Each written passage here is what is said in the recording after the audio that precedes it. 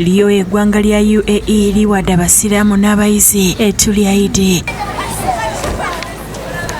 Ebintu bino bibakwasiddwa ambasada ow'eggwanga eryo mu Uganda Abdallah Hassan Obed nga biweereddwayo ekibiina kya Zayed Charity and Humanitarian Foundation mu ggwanga lya UAE.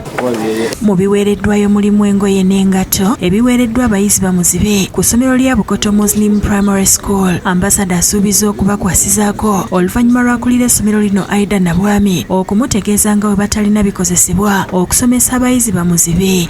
اخواننا واشقائنا في جمهوريه اوغندا mukimanyi bulungi nti United Arab Emirates yensi mu nsi yonna egezaako okuyamba ensi yonna naye ate wane Uganda egezaako okuyambira ddala baganda baffe.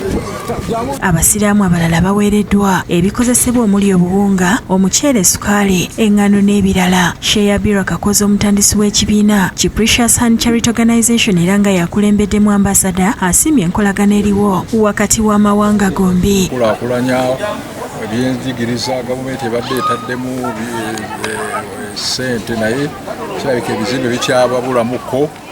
Kati ambasada zze wano n'okulaba engeri waliwo ne bana bakateyamba nabo webali basanyufu nnyo okubeera ntufunye omugenyi kyalira ku ssomero lyaffe n'abeerako okubeera nga atunuulira embeera gye tulimu tulabe nti asobola okuba nga abaako kyatuyamba. Donald Kiria ne Joseph Kinobe be bakusakidde eggulire lino ku Rabukedde TV.